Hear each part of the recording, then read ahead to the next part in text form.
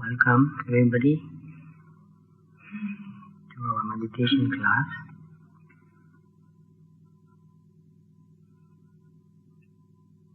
It's good to come in a little bit earlier and sit and meditate just for about 10 minutes to calm down so that the agitation of the body and the agitation of the mind slowly settles down.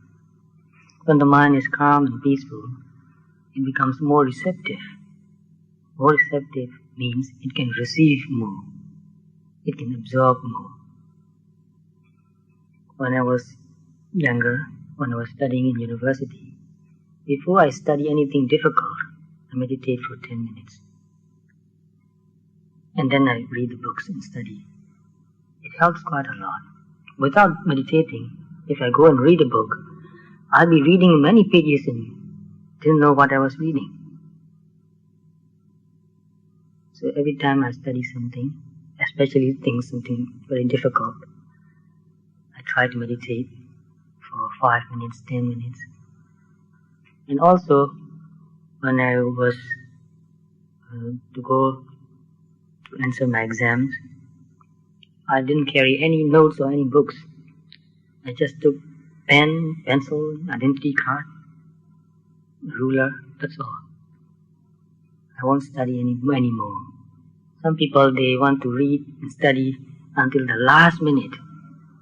I didn't do that. I just keep my mind very relaxed and calm. Just walk to the exam hall. And when the bell rang, I went into the room and sat in my place. And then the teacher or whoever gave us question papers. I keep the question paper upside down. I kept it upside down. I wouldn't read it immediately.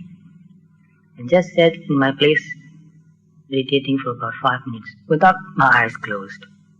Just keeping my eyes open and sitting there, not thinking about anything, not thinking about my exams, just breathing in and out. Calm down a little bit. And then slowly I'll turn the question paper and read it very slowly, not in a hurry. And then answer everything very slowly, not in a hurry. But if you do it slowly and mindfully, you spend less time to finish it. That's the secret of doing things relaxed, at ease, not in a hurry, and finishing it even faster, using less time to finish it. So learn to be more efficient, not just in one thing, in everything you do. Learn to be more efficient, and the best way to be efficient is to be calm and peaceful. If you are in a hurry, if you are agitated, it takes more time to do anything. So if you are creative, you can use meditation in anything you do. Anything, no exception. And everything you do will have better quality. So quality is very important in our life. Very, very important this is. Without quality in our life, we will not feel satisfied with our life. How can we find satisfaction if we don't see any quality? So quantity makes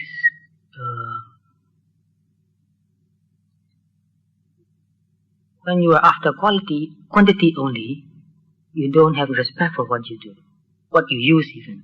So whenever I want to use something, I want to use a good quality, anything good quality, and I will use it respectfully, lovingly, with care, and then it will last a long time. So quality in our relationship too, not casual relationship only, really getting to know each other, really respecting, caring, valuing each other. So everything you do, just pay more attention. How can I make it better? Better means your attitude. How can I do this with a better attitude, with a higher quality of mind? In that way, you will find great satisfaction in whatever you do. So quality of mind is very important. If you have higher quality of mind, then whatever you do will have higher quality. Without higher quality of mind, you cannot do anything with higher quality. It will degrade slowly. So let's talk about Vipassana now. Last week, we finished at the second insight, which is seeing mental and physical phenomenon conditioning each other. One becomes the cause of another. Mental phenomenon becoming a cause for physical phenomenon, and physical phenomenon causing mental phenomenon. So once the meditator develops deeper and deeper insight into this mental and physical phenomenon causing each other, when he has enough strength in his insight, enough clarity in his insight, automatically the mind moves forward. And the meditator begins to see things arising. In the beginning, he or she can see only the natural quality, cannot see something arising right now. Whenever he pays attention, he can see or she can see something which is happening there, but he cannot see when it begins to happen. Only very vaguely sometimes, after something happens, this person becomes aware of, something is happening now, but he cannot see the very beginning. So when the insight develops stronger, the person begins to see something appearing, and then another thing appearing, and then another thing appearing. And after a while, the person begins to see something appearing, staying for a while, and disappearing. So everything becomes slow movement. Thoughts become slow movement, sensations also become slow movement. So you have seen slow movement in the movies. Things move very slowly. So one frame after another, slowly going. So the person can see arising, staying for a while, passing away. Sometimes changing slightly and then passing away. So this change is also one aspect of impermanence. And not only that, the person begins to see that things are arising and they last for only a very short moment and then they pass away. How can we find any satisfaction in this? So seeing that things are not satisfactory. So in this stage, if a person listens to music, the person will hear one note arising and passing away, another note arising and passing away, without continuity. So cannot really enjoy the music. Then he will think that, oh, I thought this is very good before, but now it doesn't make sense. One thing arising and passing away, one thing arising and passing away. Without any continuity, we cannot enjoy anything. So at this stage, the person begins to see that, how can we enjoy anything? They don't last. So whether pleasant or unpleasant, whatever happens, this person begins to see that things arises, last for only a very short moment, passing away. So because they arises and passes away, they are unsatisfactory.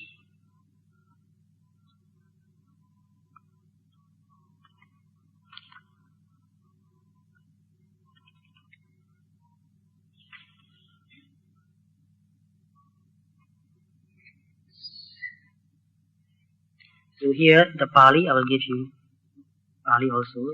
It is from Patisambhidhamagga, the text. Patisambhidhamagga. Atita nagata pichupananan dhammanam sinkhipitva bhavathani panya sammasane jnanam. So past, present and future. Dhammana means mental and physical phenomena. So atita means past, anagata means future, pichuppanana means in the present. So you can see it's not in accordance, in sequence. Past, future and present. So that shows that you don't have to watch these things in this sequence.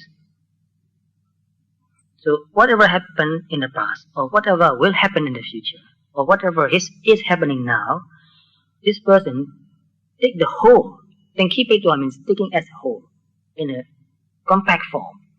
Sankipetwa, Vavathani means seeing them as anicca, dukkha and anatta. And this panya, this wisdom is called sammasana jnanam. So contemplating mental and physical phenomenon, seeing anicca, dukkha and anatta. But where do we begin? We begin in the present. Seeing whatever is happening right now in our body, in our mind, and understanding it as pure natural phenomenon, natural qualities. So we can only see qualities here again. We cannot see concepts. We cannot directly experience concepts. We can think about concepts, but we cannot experience concepts. So experiencing the qualities like hardness, coldness, hardness, softness, heat, cold, movement, pressure, heaviness, and many other qualities too. So we can experience these qualities directly without thinking about them. And also mental. Greed has its own quality. Reaching for something, desiring for something. Without the words, you can feel it, desire for something. And anger, frustration, aversion, wanting to destroy, wanting to push away, wanting to run away, aversion. So any kind of quality in the mind or in the body, we can see it as quality, not a being. A process, not a being. Seeing it as conditioning each other, arising because of causes. And then after a while, seeing that they arises, lasts only for a short duration and then passing away. So after seeing it in the present, then we can understand that in the past also, the same thing happened. No matter how long the past was, the same thing happened. The story might be different, but if you just look at the qualities like hardness, softness, heat and cold, movement, pressure, vibration, or any other mental qualities also, happiness, unhappiness, greed, aversion, pride, envy, jealousy, even wisdom, even metta, any quality you see, you'll find that they arises and passes away. They arises because they have enough, sufficient cause to arise, not the being. And also, this person begins to think also. In this state of insight, there's a lot of thinking also arising. Because this person now beginning to see as a whole all the three characteristics, anicca, dukkha and anatta, and all the three time, past, future and present, trying to see the whole picture and simplifying also, making it very simple. No matter what happened before, it's all mental and physical process, phenomena. And no matter what happened, good or bad, everything arises and passes away. And they arises and passes away because they have sufficient cause to arise. And because they have the nature to pass away. So to arise we need cause. But to pass away, no cause. Because, let's see, to make a sound, we need a cause for that. Somebody must hit the bell to make a sound. And so, somebody hit the bell, there's a sound, the bell ringing. And you can hear the ringing voice, the ringing sound getting softer and softer and softer. Passes away. So to pass away, we don't need any cause. It's the nature dissipating. So I think this is also some similar law in physics. The second law of thermodynamics. Somebody heard about that? Things disintegrate. That's nature. You don't need any cause for that. So anyway, this person begins to see everything happening in the whole samsara in a compact form, in a glance. No matter what, mental and physical phenomena arises because of sufficient cause and passes away. The story might be different. The story is piñati. Process is pramata, what is real. So when we put the process and interpret that, it becomes a story. So in this meditation, we don't interpret anything, we don't put things together. We see each moment separately. Each moment very separately. Each phenomenon separately. So when you can see each phenomenon separately, then you can really see the nature of it. If you put things together, you have an idea.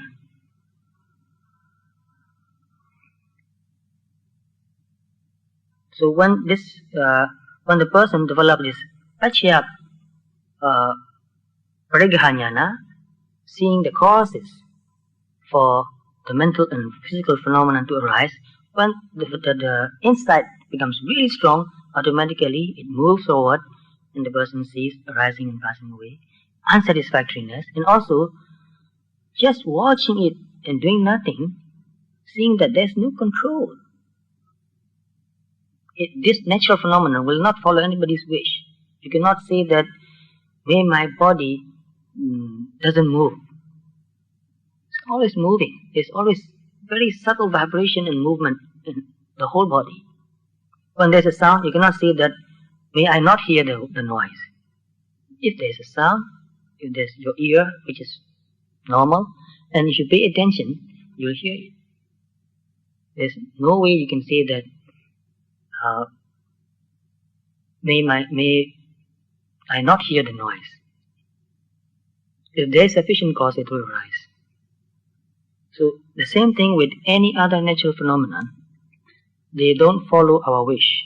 Sometimes we want to think that if we develop psychic power, then we will have complete control over natural phenomena.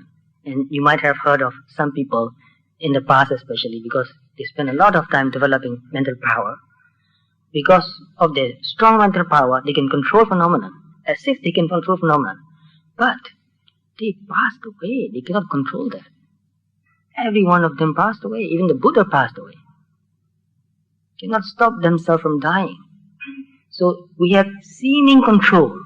It only seems to like that. I can control some phenomena. I can decide to get up and go now. I have control. So when you look at that way, you feel that you have some control. You are in control. But you look at the small physical and mental phenomena happening anywhere in your body or in your mind. Do you really have any control? Just tell yourself, to your mind, stop thinking for 1 minute.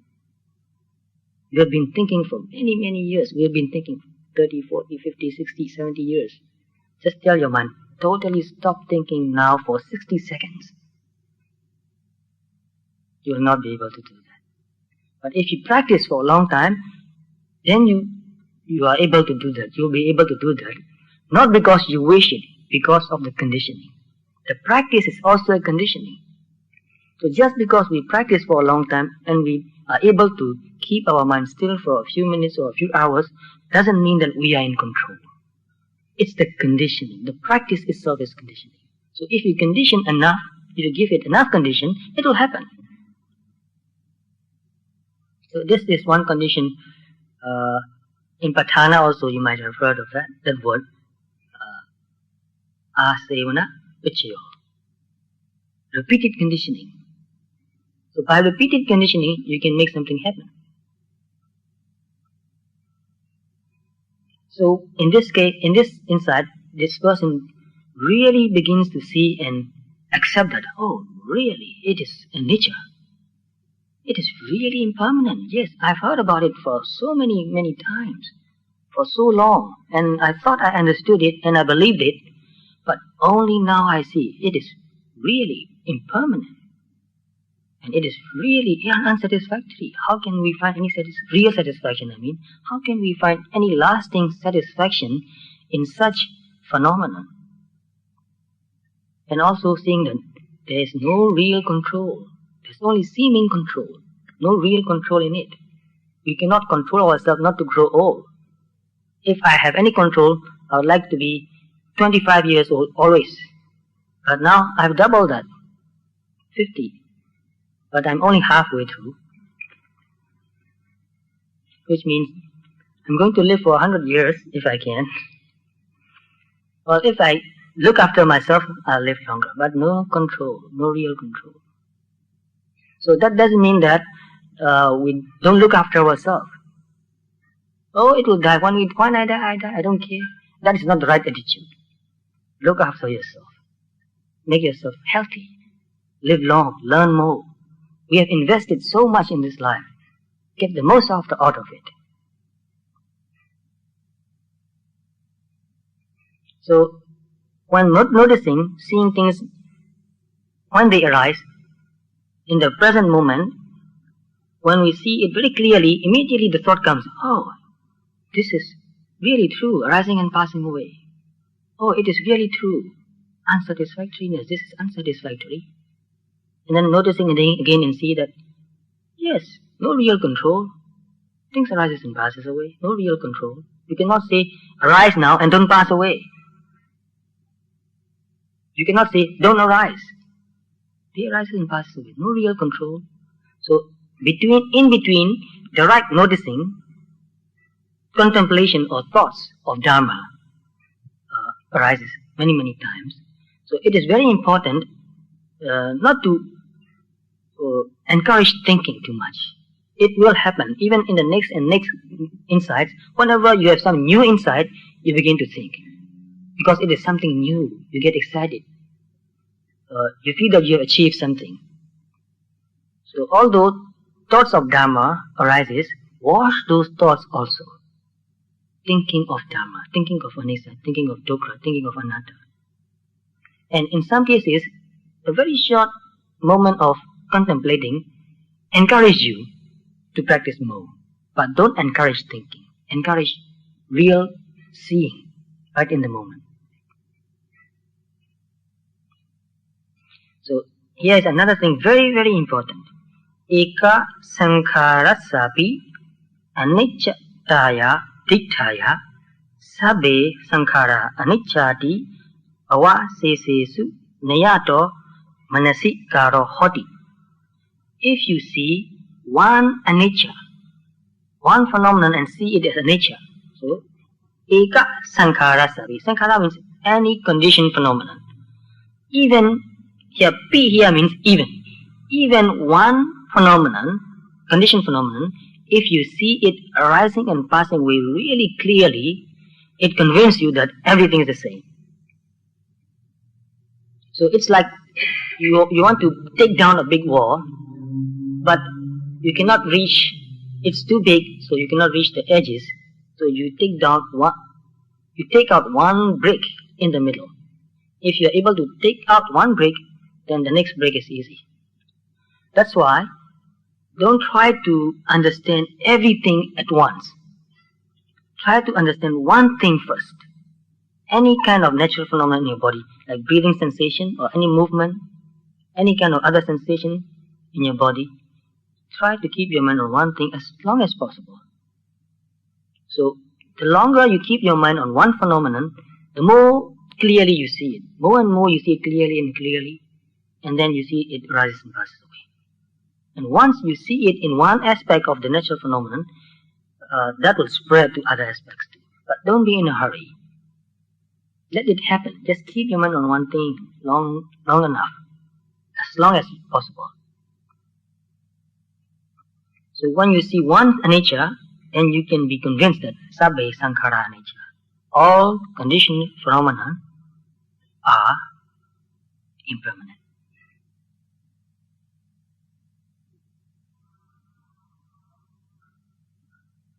That means you don't have to go and see all the sankharas.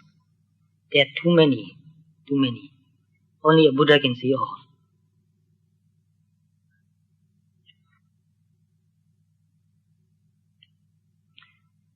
For those who are very intellectual, they can see more variety, more widely about many things rising and passing away, many aspects of anicca, dukkha, anatta.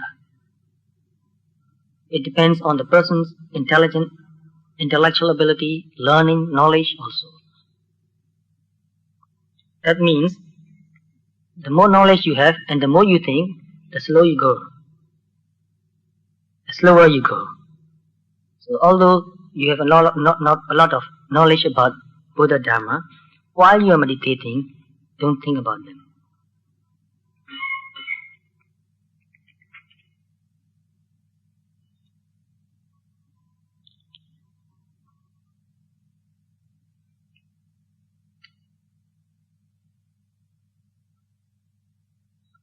Here, very detailed explanation is given because some people misunderstood that you can think about Nesa, Dukkha, Anatta. Some people, they have a, what you call, rosary, and then they count the rosary saying Anicca, Dukkha, Anatta, Anicca, Dukkha, Anatta, Anicca, Dukkha, Anatta, for thousands of times, believing that doing that they will understand or see Anicca, Dukkha, Anatta. But there is no way you can do that. You cannot think about Anicca, Dukkha, Anatta. You can only see it. But when you see it, then you begin to think about it again. Don't think about it. And some people think that to understand Anicca, Dukkha, Anatta completely, you need to understand all the things happen in the past. So there's a school in Burma, a meditation center in Burma, which encouraged that. In that center, they encourage meditators to develop very high jhana, the fourth jhana, and then train the mind to go back, recall past lives. So, they recall one life and see the end of it, the last moment, the last consciousness, and see the first consciousness of another new life. And then recall that life, and then see the last consciousness again, and then the first consciousness of another life. Try to do that. Very few people succeed in doing that, and it is not necessary. To do that, you need to spend about 20 hours a day meditating, and for many months. You cannot develop such strong samadhi just practicing meditation for a few hours a day. Total concentration, no distraction at all, and you can direct your mind to one thing and guide it to wherever you want to go. So, especially for monks who has got nothing to do, nothing else to do, who is also healthy, very strong, with good digestion, with good health, can sit a long time and concentrate for months, it is feasible. So for lay people, not easy to do that, not necessary also to do that. So in this state of jnana, very beautiful Dhamma discourses also can come into your mind. Because of the concentration and also because of the insight developing, thoughts become very deep and profound. Dhamma thoughts become very deep and profound, and also one can see one's whole life. As much as you can see the whole life and see all the meaning, what happened, why it happened, and how temporary it is, everything is. You can see that how we got so unhappy about such thing that will not last for a long time. So look at yourself. We get very excited about many things. We get happy, we get angry. Both of them are excitement. But with this detachment, seeing it as just phenomenon, not personal, not a person, not a being, not belonging to you, not me, not mine, not I, when you can see things from that sort of detached point of view, you can see that no need to get excited. And that gives you a lot of relief, tremendous relief. Even some kind of a mental sickness also, some people, all of us are more or less a little bit mentally sick. Believe it. Totally healthy body, non-existent. The doctors will know that, can know that. You give me 10 different kind of tests, and you'll find 10 different kinds of sickness in my body. So there's no such thing as totally healthy body, and also there's no such thing as totally healthy mind. But that doesn't mean that you're crazy. We are just normal, normally unhealthy. So when you get this kind of detached insight, your mind becomes very healthy. So to be really healthy means to have a really clear understanding. There's no other way to become really healthy. Mentally, there's no other way. That's why some people with some sort of mental depression or anything like that, when they meditate and come to this stage, that depression disappears, just disappears.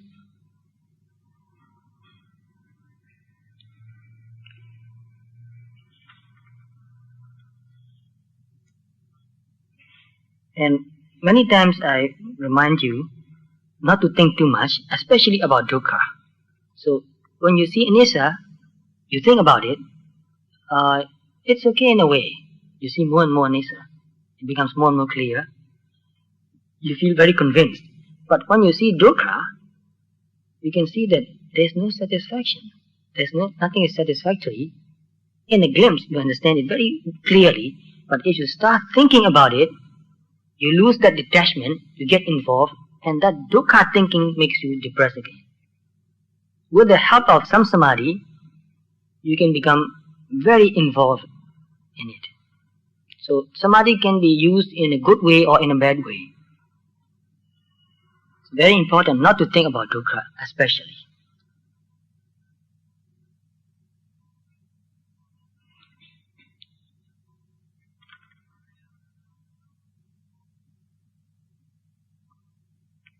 So when seeing this phenomenon, the meditator can see very clearly that there is no such thing as permanent ego, permanent soul, permanent entity. Everything is always changing, phenomenon, process. So you see everything as process. And if you put into a very concise category, you find only two categories. One is physical, another is mental. Mental process and physical process. And both of them arises and immediately passes away. Before we meditate, we have some idea that thing doesn't last. My happiness last year, where is it? It's gone. So we can understand that, well, happiness doesn't last. And what about unhappiness? Unhappiness also doesn't last. Seeing doesn't last, hearing doesn't last. When there's sound, when we pay attention, we hear. When there's no sound, there's no hearing. So it is quite obvious. But in meditation, when there's a sound, we hear it immediately and see it immediately passing away. And we also see the hearing, which is mental process. Sound is physical process. Hearing is mental process. And we see this hearing consciousness arising right now and passing away immediately. And seeing both together arising and passing away really convinces us it is really anicca. It is really unsatisfactory, dukkha, no control, and it is really anatta, just a process. And we can see it arising now and passing away now. And there's no core, no hard core inside. So anatta has many meanings. Asarakathina. Sara means something lasting in the middle. Like if you take a tree, a big tree, and cut it, and in the middle you get this hard essence of the tree. That is also called sara. Hardcore, the essence, something that lasts.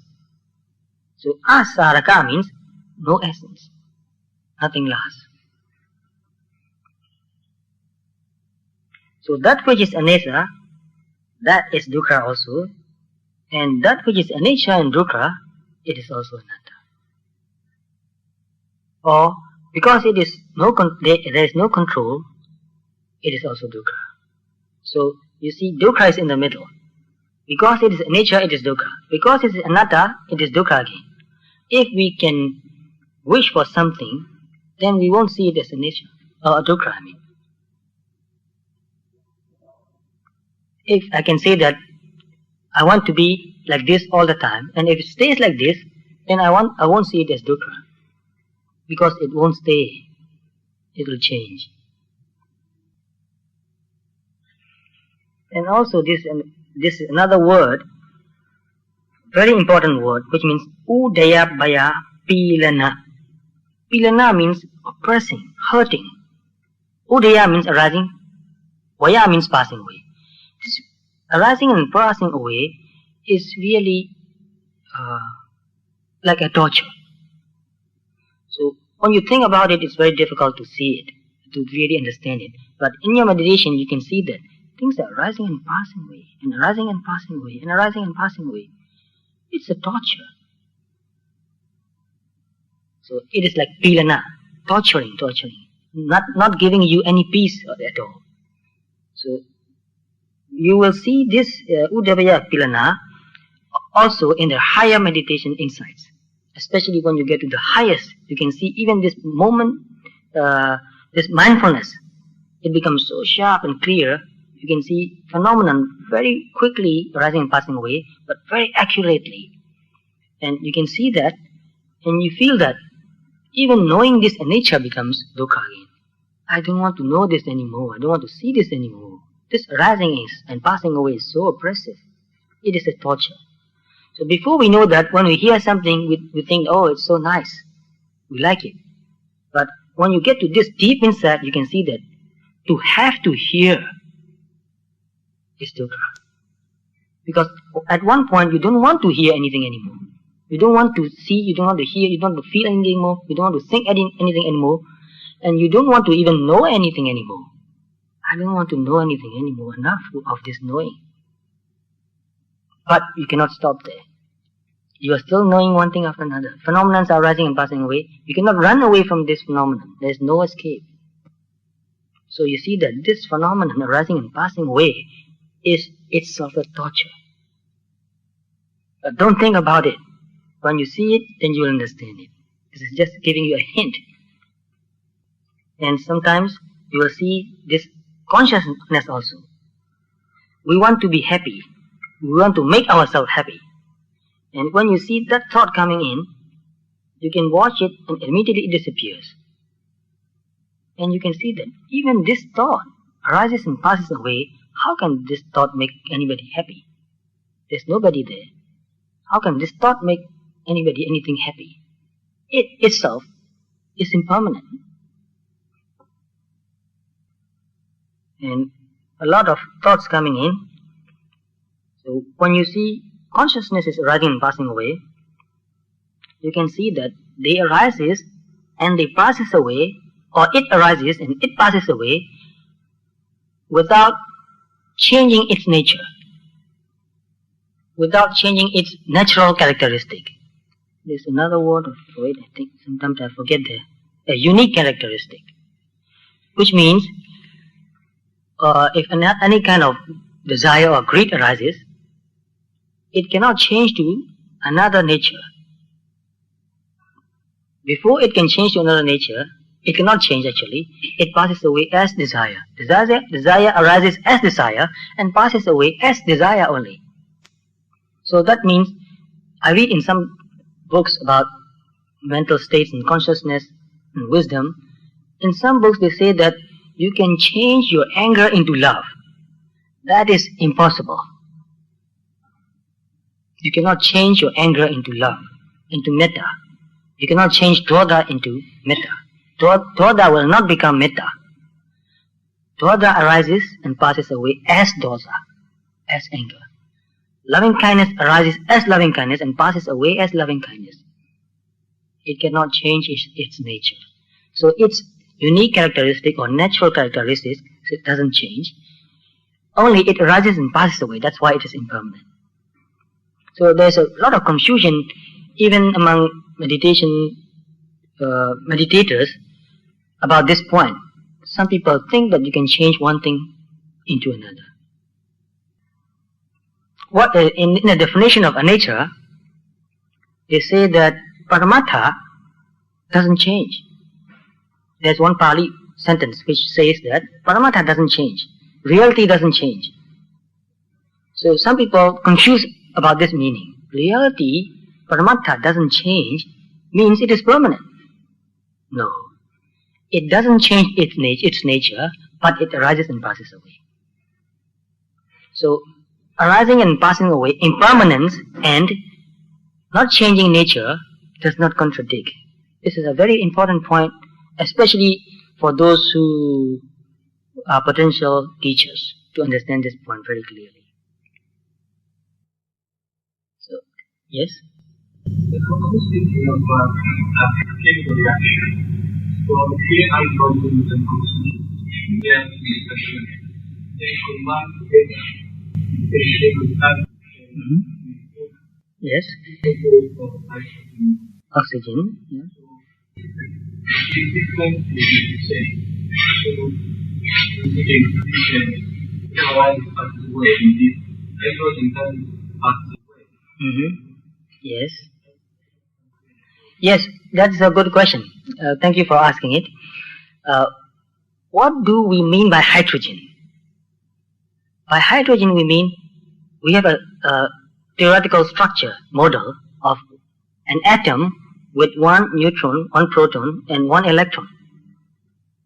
But when we look at this hydrogen atom only, we can see that even this one atom is always changing. Nothing can stay stable. It is always changing. Because it is always changing so fast, it seems to be the same.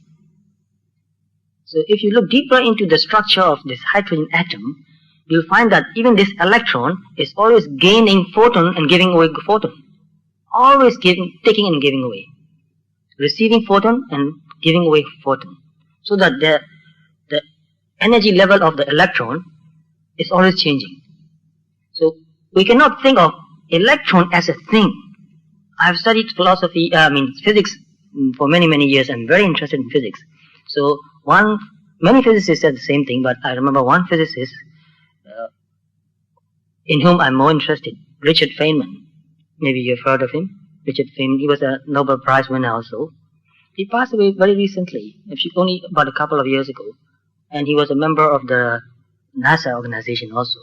And he found out the ring, the sealing ring, which was the cause of one of the explosion. And he said, electron is not a thing. Electron is a theoretical model. It's only energy. And energy is always changing. And look deeper into the atom nucleus also, you'll find that the nucleus itself, this neutron and proton, they are giving and taking energy all the time. Nothing can stay the same. But if we take at the whole picture, it seems like it stays the same. But if you look into the energy, you'll find that the energy is always changing. So we cannot think of anything as a thing. There's no such thing as a thing. The whole universe is a process, not a thing. When we look at something as a thing, then it seems like that they are not changing. But if you look at electron, neutron, and proton as a process, then you can see they are always changing. Look deeper into that. So when they combine also, they change. They change their nature even, their natural unique characteristic. The natural unique characteristic of hydrogen and the natural unique characteristic of oxygen, they are not the same. And when you combine the two, you get a new quality. And even that doesn't stay always the same. And in Vipassana, we are talking about the quality only. We don't talk about thing because there's no such thing as thing. We can never talk about things behind the quality. We can only think about things behind the quality.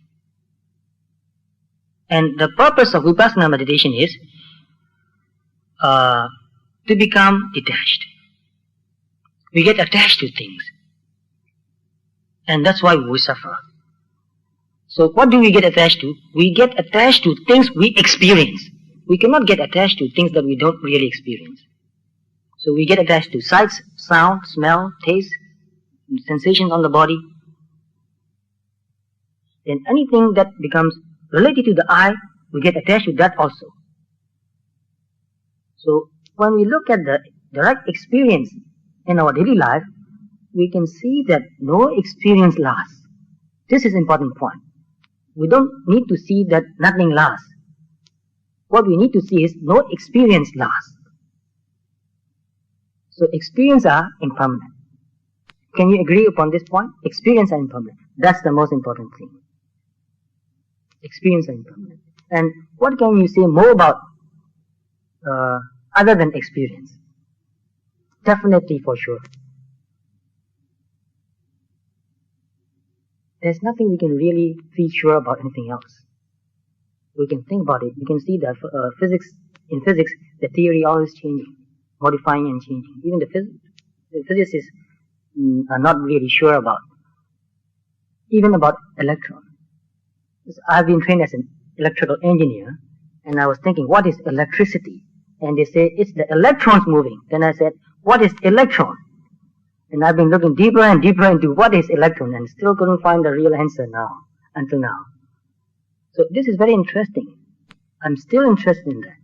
But in Vipassana, we are looking at the direct experience, because that is where we get attached to. And what do we mean by I? These experiences put together. We call this I. With no experience, there's no I. So, I think I've tried my best to answer your question. So, in the same way, when there's a wholesome mental state arises, the meditator can see it as wholesome mental state, and it passes away as it arises, without changing its nature. It passes away without changing its nature. So this point is very important. Without changing its nature means unwholesome mental states does not become wholesome.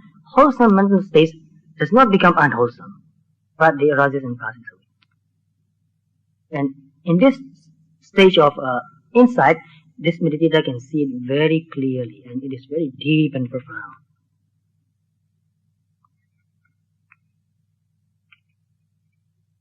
So when you can see these things arising and passing away, when even any kind of unhappy thought come into your mind, you can watch it and it passes away. You don't need to do anything about it. Even any kind of desire arising, you can just watch it and it passes away. You don't have to do anything about it. You are not compelled to act upon that mental state. You don't need to obey that mental state. So you have a choice. If you think that this is the right thing to do, then you can decide and do it. But you don't have to. Otherwise, we are compelled to do a lot of things. We are compelled. We have no choice. You see something, you get greedy. You have no choice. You see something or hear something and you get upset. You have no choice. But when you can wash your mind, you have a choice. You don't get greedy, you don't get upset. You are free. So this is tremendous freedom.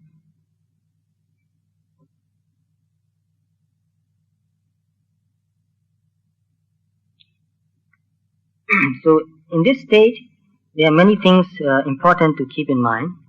One is that don't think too much. Look more closely to the passing away of the phenomenon. Because we have seen the arising and staying and passing away. And at this point, pay more attention to disappearing. It has disappeared and there's a blank there. Another thing arises, it disappears and there's a blank there. A gap there.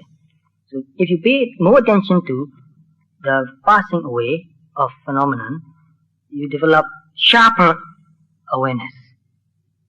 Your meditation becomes, your observation becomes sharper. So to make it sharper is very important. If you think too much, it becomes dull.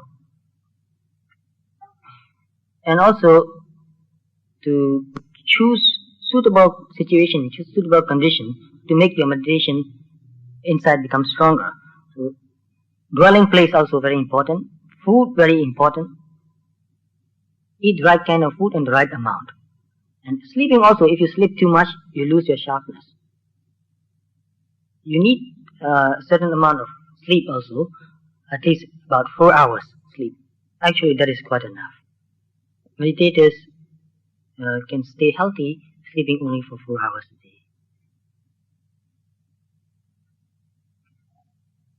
And not to look or see, not to listen to unsuitable sensations. So that means if you really want to meditate, don't watch television.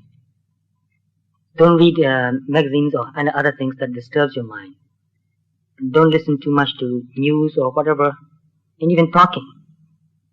We cannot live without talking, but especially in a serious meditation situation, talk as little as possible, and only about Dhamma. That will help you develop sharper insight. And also associating with people who are mindful, who are really honestly trying to be mindful. If you associate with somebody who doesn't want to really practice, just want to talk about it, you lose your sharpness. You lose your intensity of mindfulness. And also suitable temperature. If you are living in a very hot place, it's very difficult to develop deeper samadhi and mindfulness. And also very cold, not suitable. So the temperature also should be within a comfortable range. And idiapata, so avasa, gochara. Gochara means seeing and hearing and all that. Or even going here and there. Don't go to a place which will disturb your meditation. So you have to consider, is it a proper place for me to go? Is it a proper place for me to go? Proper time for me to go? Even though some place is proper to go, you have to consider the time also. If you go there in the middle of the night, maybe it's not proper. So avasa means dwelling place, gochara means place and also the sights and sound. Bhasa means what you talk about. It's very important. Pogala means the people you are associating with. It's very important. And bhojana, food. Utu, weather. Idiapta,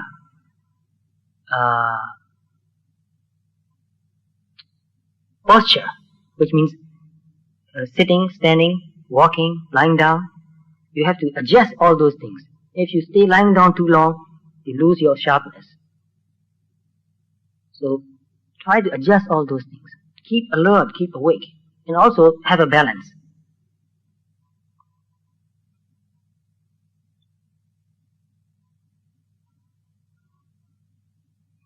And the meditator naturally finds out that if I stay mindful right in the moment, it helps me see things more clearly. Very obvious. If you keep your mind right in the moment, more and more, it stays there more and more, and the mindfulness and clarity becomes stronger and stronger. And sometimes when the person becomes a little bit lax, lazy, it happens sometimes, then you have to motivate yourself. Self-motivation, very important. If you have a good friend and a good teacher, he or she can also help you to put more energy to practice. So self-motivation is the most important actually. And thinking of the good opportunity that you have now, I have met many people, some of them my friends actually, and I told them to meditate, encouraged them to meditate many times, and they say, I'm too busy. I'm working very hard. I have too many responsibilities. I've got a promotion just a few weeks ago, and I'm learning to cope with my new responsibilities. I have no time.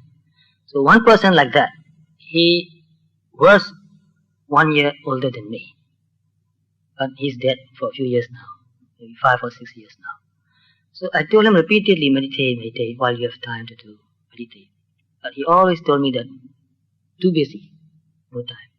And then one day he found himself becoming very tired, no energy. So he went to a hospital to get a medical checkup and found out that he had kidney cancer. So he had an operation, took out one kidney, and he took a long vacation. What do you call that? I don't know.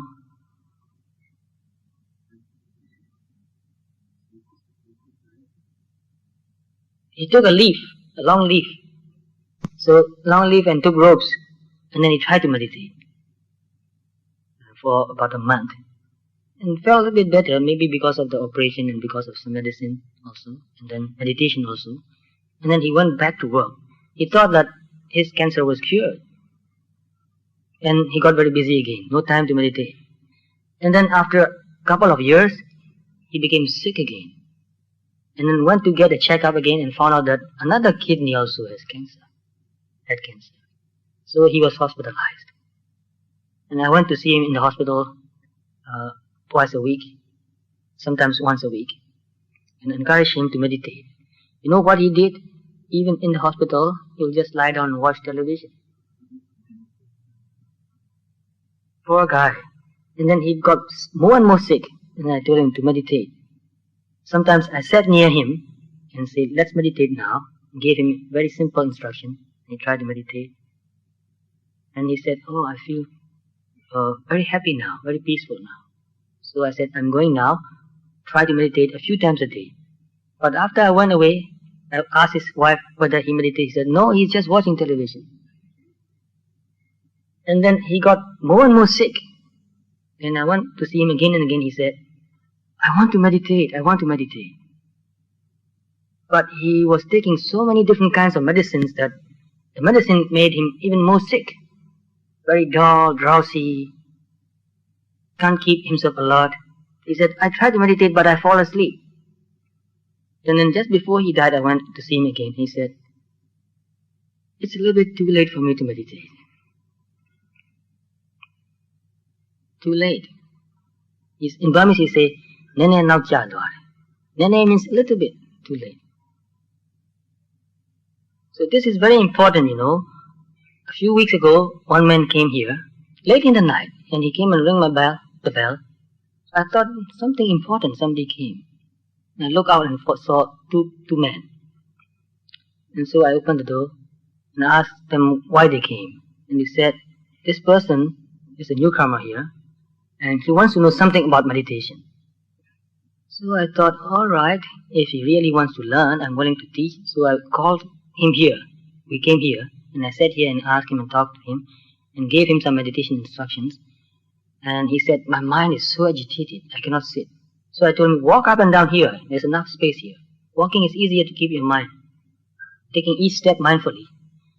And then I asked him, what are you thinking? He said, I'm thinking of tomorrow. What about? What are you thinking about tomorrow? He said, I have a case in the court tomorrow. I have to go there. And he was very agitated. And he came in the night to meditate. Isn't that too late? So before anything like that happen, meditate. Train your mind to be calm and peaceful, to have a very clear understanding, to have some sort of detachment.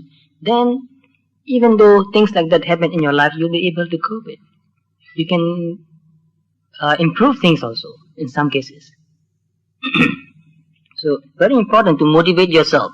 I'm healthy now. And if I want to, I can find time. It depends on you. If you are willing, you can find time. If you are willing. If you are not willing, you can give 100 excuses. I'm too busy.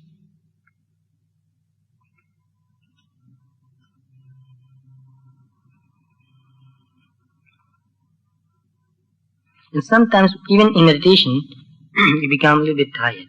You are meditating. You are willing to meditate, but your body becomes a little bit tired. So, in that case, try to take a rest, but don't let go of your mindfulness. Take a rest and still maintain some mindfulness. Don't indulge in sleeping.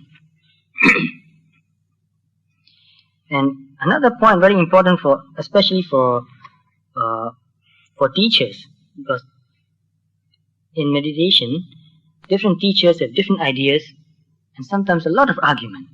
This is right and that is right. No, this is not right, that is right. One argument is that in Pali it is called Lakkhana Aropitwa. Lakkhana means anicca dukkha anatta. Aropitwa means to put it on top. And some people think that means you have to think about it. You see phenomenon, mental or physical, and then you think about it. This is anicca, this is dukkha, this is anatta. Some people think that is the proper way to do. But what does it mean by Lakkhana Aropitwa? It means to put something on top means you have something already there. So what do you have already there? Already you have developed Namarupa Paricheda Jnana.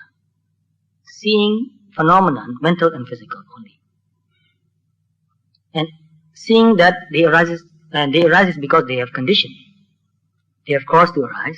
And on top of that, later you develop deeper insight and see this mental and physical process as anicca, dukkha, and anatta, all three. So that doesn't mean that you think about it. To look more and more deeply and find that out. not to think about it. So in Burmese, those who are familiar with Burmese language, I want to give a quotation here. Yau nan do I phit mu piet mu myet mao ma ti ya de ba be liet. Tutta sainda mya phint man sa yue anissa dukkha anatta hu yusso nalong twin ya mi. Thodo yusso nalong twin ma lakhana yi timu kissa pidi hu thin mat yet shi ja yi. Thodo ga ma thin mat ape. It's very clear. Don't think that you need to think about it.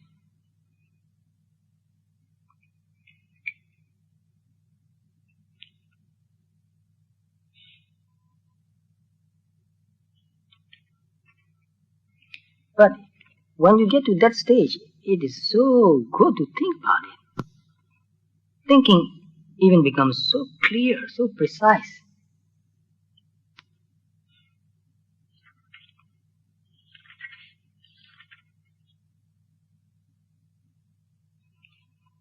So a lot of thoughts coming in, like say in walking meditation, at this stage the meditator can feel that every movement disappears. So you see movement as segments of movement, not just one movement. So the mind, the consciousness, this mindfulness is taking notice of this movement. So every time it takes notice of one movement, it disappears. So when you move your hand like this, you can see it as many segments, many small movements disappearing. So in walking, you try to move, you watch it and it disappears. Move it again, that movement disappears. Not the shape. I want to remind you again and again, not the shape, the movement. Movement itself has no shape. So movement disappears, sensation disappears. So when you move something, there is some sensation happening there. Tightness, looseness. So sensation disappears. You move more and more, sensation disappears. Movement itself is a kind of sensation, disappears. So you see things disappearing very clearly. When you eat also, you bring the food to your mouth. Every movement, sensation disappears. When you hear anything, hearing disappears. So for example, when you ring the bell like this, you can hear many sounds disappearing. Not just one sound. Many ring disappears. So things become segmented. Discrete in a way, not continuous. Nothing is continuous, everything is discrete. This is another word from physics. Packets of energy, discrete.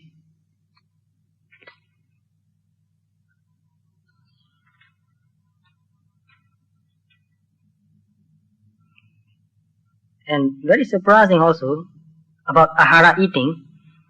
At this stage, if you drink a glass of water, you take a glass of water, you drink it, especially if a glass of juice, you can feel it more. You drink it, and you watch what happens. It goes down into your stomach. You can feel it going down and down and down. And you can feel the sensation there. It feels good, you know that it feels good. And then after a few minutes, you can feel all over the body the effect of the glass of water or juice, even water. It goes into your blood, into every cell in your body. You can feel it changing. You can see that every moment, energy changing. And also Uttumaya, the Aharamaya method of awareness, practice. I mean, every time you eat, you can see this effect of the food. Uttumaya is weather condition. So when the weather changes, you can feel changing, your body changing. Body doesn't mean, I don't mean the shape of the body, the sensation in the body changes. And even thoughts, when you think one thought, you can see it affects the whole body, every cell in your body. React or participate with the thought. So body and mind, they participate, they work together. You can never separate body and mind. Every thought affects every cell in your body. And you can feel it. It's not just a thinking theory. You can feel it. You think about something, and you can feel the effect of your thought all over your body. Very, very interesting, very deep and profound. when you get to that depth of seeing and understanding, you'll find very difficult to find a good book to read. You find that many of the books written, they are just thoughts.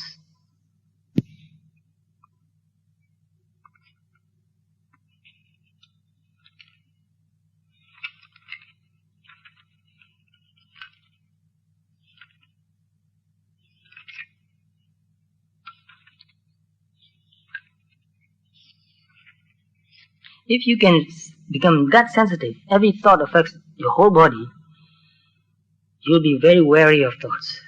You'll not let thoughts come in. You'll be more mindful, and then there'll be less and less negative thoughts. If you become more and more mindful, you'll not indulge in thinking too much. Sometimes we indulge in thinking. I have a friend who is always angry and upset, always not satisfied with something or another, somebody or another. And I asked her many, many times, why are you making yourself angry all the time? Why are you making it? Do you know that you are making it? She said, yes, I know I'm making it. Then why are you doing that? She said, when I get angry, then I have more energy. When I don't get angry, I feel depressed. So blaming another person and feeling herself smarter, she is actually very intelligent. And that's her problem. Because she is so intelligent, she thinks she's smarter and she can see everything wrong. Her idea is that if you don't see something is wrong, then you are stupid. So she's very smart and she's always unhappy. So which is better, to be smart or to be happy? You have a choice. So don't be so smart. Don't look for something wrong all the time. Very, very important. When you can see it, then you know it's not worth getting upset about anything at all. Maybe somebody is really wrong, really evil. Yes, somebody is really evil, really wrong. But what's the point of making yourself unhappy about it? What's the point? There's no point. So this is called Chittasa method. It's not really a method actually, but emphasizing more on how the mind affects the body, how thoughts affect your body, how greed affects your body, how metta affects your body, how mindfulness affects your body. You can see when you are unmindful and when you are mindful. Suddenly you become mindful again. You can feel your body and mind becoming more relaxed, more settled, less and less agitation. You can feel it, and you can see that it's better to be mindful than not. It's really better to be mindful than not. There's no other better way to live. The best way to live is to be mindful always. As soon as you become unmindful, your mind and body becomes more agitated. You have more stress. Even sleepiness is dull. Painful actually in a way. So, Chittasa method. What else method?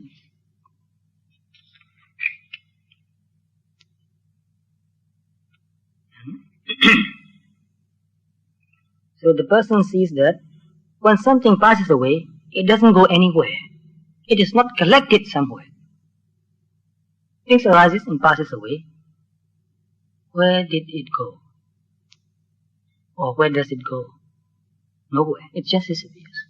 And where were the things before they arise? Nowhere. So they come from nowhere and they go to nowhere. This is also very profound. When you see it, then you can feel the profundity of it. It comes from nowhere and goes to nowhere. Any sensation, any feeling, any mind movement, any natural phenomenon, not the shape, the sensation, the experience. Before you experience something, where is that experience? It's nowhere. After you experience something, where does that experience go? Nowhere. So here we are talking about direct experience of the phenomenon, not anything abstract. It's real, direct. So a sound is an experience. Hearing is an experience. Touching is an experience. Movement is an experience. So all these experience, they arises now and they passes away now. They don't come from anywhere, they don't go anywhere.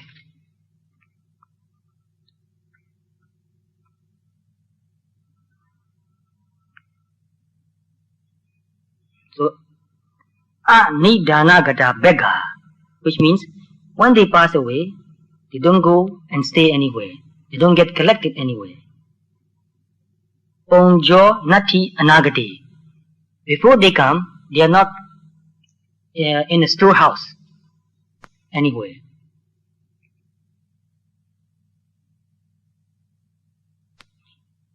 Nibata Yepi Titanti. When it happens, it doesn't stay. Arage Ta Sasapu Pama. Arage means a very sharp needle. Sasapa means a very small, I don't know what, monyi. Not particle, seed, a very small seed. A kind of very small monyi, how do you call that in English?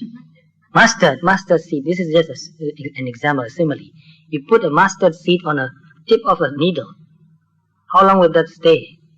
It will fall off immediately. So this is just an example. So it doesn't last.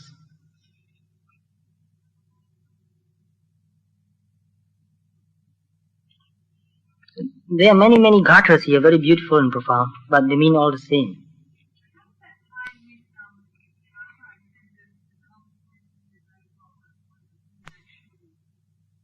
Even karma arises and passes away, and there's a kind of energy which is very difficult to talk about, this energy, which gives effect again.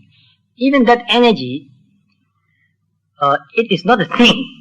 Just like any energy, it is not a thing. It is always in a flux. So, it will take some time to talk about it also. Somebody asked me the same question a few days ago. For example, let me see if I can give you an example. Now we have this computer disk. You can put a lot in the computer disk. Sound and even images you can put there. So when you put words or sound or images in the computer, actually in that disk there is no sound. You cannot put computer disk near your ear and listen to what is in there. Even in cassette tape also, there isn't any sound there. Or the best way we can say is that there is some sort of magnetic coding there. So we change sound into electricity and electricity into magnetic coding, and put magnetic coding there. And if you look into this computer disk, there's only two signals there. Are you familiar with computers? Yes. Right. So there's only two messages in the computer. Yes and no, or on and off. Only two. And combining these two, you can make anything in the computer. So in the computer disk, only on, off, different combination. And what is the material the computer disk is made from? Maybe it's a kind of plastic base, and on top of that a kind of iron, very fine, magnetized iron coating. I'm not really exactly sure about that, but it must be something made from iron compound. And if you look into this iron compound again, it's atoms. And if you look deeper into atom, you'll find that electrons and all that always changing. But even though this computer disk atoms are always changing every moment, still it maintains some sort of continuity, and you can retrieve that again. So very difficult to talk about this karma. That's why Buddha said the most difficult thing to talk about is karma. And samsara also. We talk about no being, but how come these people going through the samsara process? We say that there's no people, and then there are still people going through the samsara. So I want to discuss about this as a separate discussion. It's a very, very interesting one. Topic.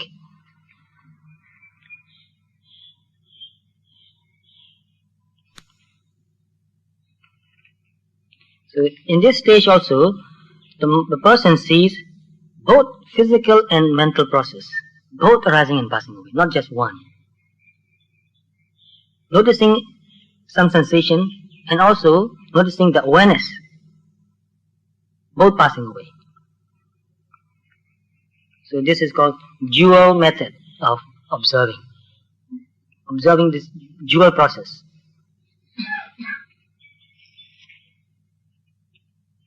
And in the beginning, the meditator feels that I am meditating. It's a very real feeling. I am meditating. I'm sitting here and I'm meditating. I'm trying very hard. But as the insights develop deeper and deeper, this meditator begins to see that even this consciousness, which I call meditation. What is meditation? It's a consciousness, an awareness. And even this consciousness, this awareness, is momentary. Sometimes it's there, sometimes it is not there. So meditation is not something long and big. It is moment to moment or moment by moment consciousness, awareness. And seeing that this awareness even is anicca, dukkha and anatta, that's why there is no I meditating. Then only the person develops real insight of anatta. Because before he or she can see the objects arising and passing away, other thoughts arising and passing away, but not this awareness, not this meditating consciousness. Who is meditating? Consciousness. A series of consciousness. And seeing that there's only a series of mindfulness, series of meditating consciousness, not a being, not I. And that seeing completes the understanding of anatta. Otherwise, it is not complete. So to get to this point is very important. Only when a person gets to this point, then this person can really develop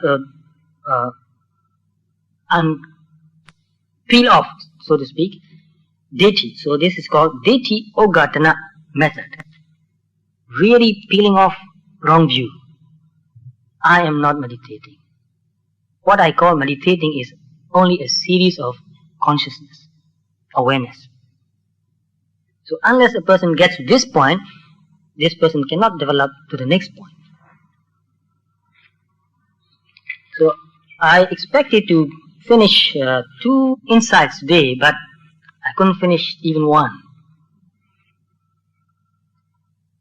Just want to give you a very clear, basic understanding. Because if you don't understand the basic, there's no point talking about higher states. Once you understand this very completely, the rest is quite easy. That's why I told you I will talk about 4 insights very deeply. The rest I can make it very short, not difficult anymore. Just a variation on a theme. And the first 4, the most important.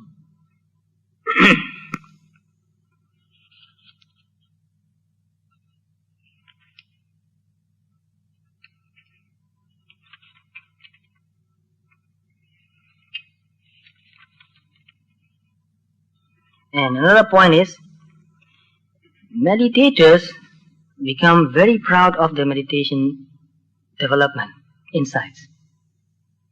I know, I understand. And those other people, they don't know. They don't know as much as I do. There's a kind of conceit. And here another method, this is just another name only, pointing out that wash that mind.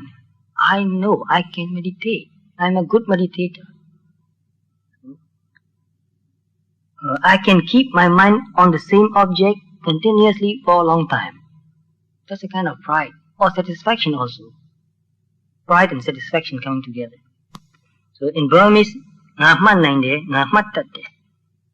know how to meditate. So when that sort of thought comes, take the opportunity to watch it. If you can see it, you can overcome it and you become even more free. Even that I know, I can. It limits you. It confines you. So if you really want to become more and more free, watch that thought. It will come. It will definitely come. So this is called mana samoggatana, peeling off mana.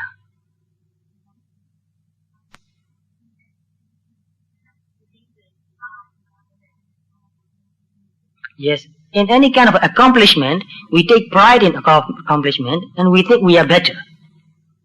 So this is I. And in some cases, this taking pride is very sticky. That's why mana can be eradicated completely only by the 4th stage of enlightenment. Only an arahant. Mana comparison.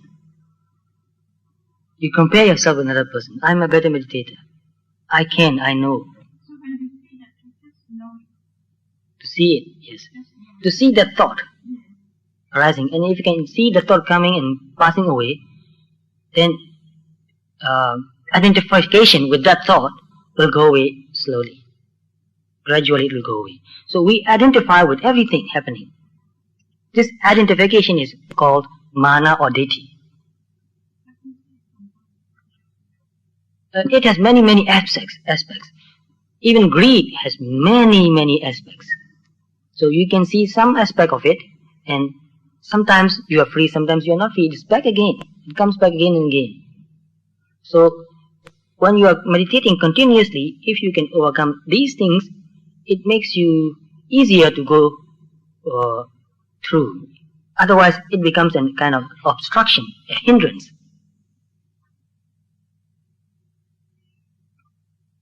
And another thing is nikandi priyadana, which means nikandi means attachment also. We get attached to good settings, good experiences.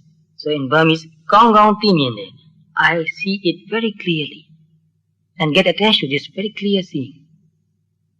It's so nice to see clearly.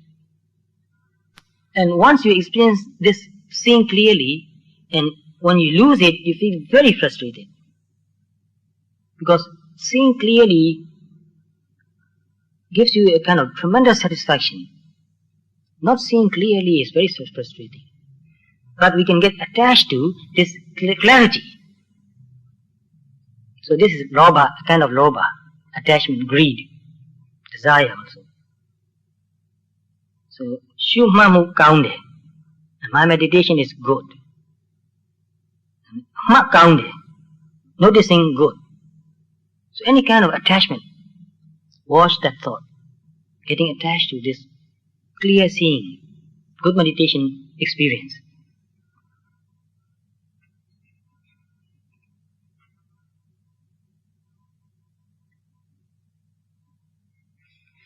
So I think I'll stop here for today. Next week I'll talk about only one insight. Too greedy if you to finish it quickly, because the four are very important. The rest we can skip it. So it is better to be patient and to go in detail slowly for the first 4 stages of insight. So now if you have any question about what I've talked about now, or if you are not clear about any point, please ask a few questions.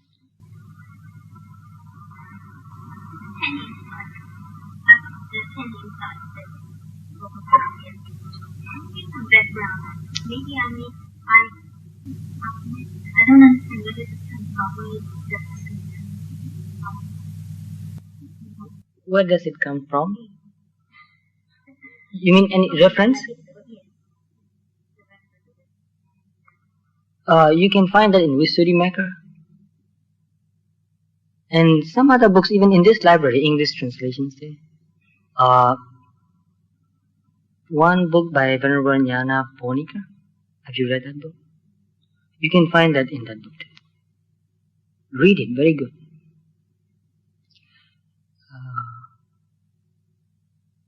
I forgot the name. The Heart of Buddhist Meditation. Yes, the Heart of Buddhist Meditation. His teacher was Mahasi Sayadaw.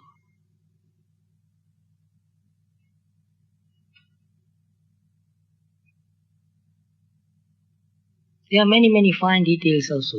Very hard to talk about all the details in such a short period of time.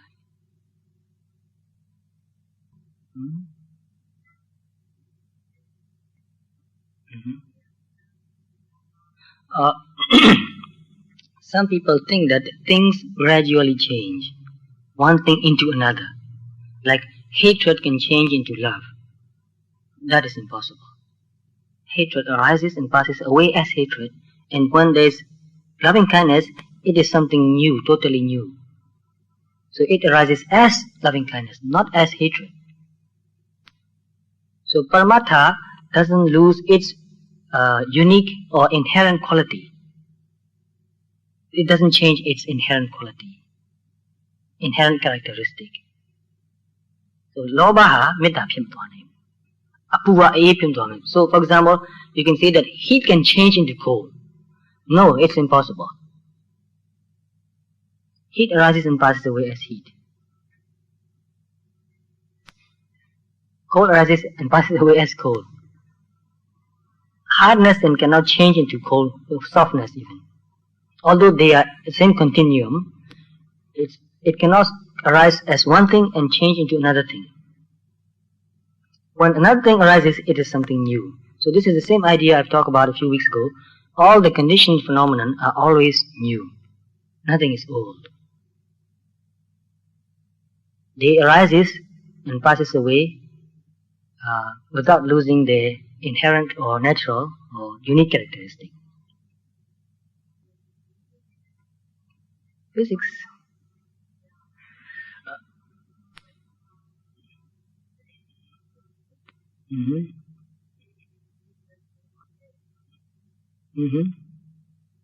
You can see the form changing, the shape and the form changing, and in meditation practice we don't emphasize on the shape or form. We emphasize on the quality only. So think of the quality. The quality arises and passes away immediately. Because it arises and passes away in such a short duration that it has no time to change into another. How short is present? You know what the Buddha said?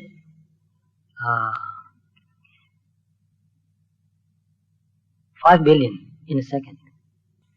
5 billion in that short duration. The real phenomenon, but you cannot see 5 billion in a second. You can see as much as you can see, like about 5 or 6 phenomenon in 1 second. Maybe sometimes when you develop very sharp samadhi, you can see about 10 phenomena in a second. But for normal people, they can see only about 2 phenomena in a second, or maybe 3. Like if you hit something very fast. When we were young, we used the comb, and then we pull the comb on something very fast. So it has got many teeth. Any tooth. So in a second, you can draw like this and get many sounds. So you can get 10 or 20. But you cannot hear everything distinctly. But as you meditate, you can hear all those things very distinctly. So in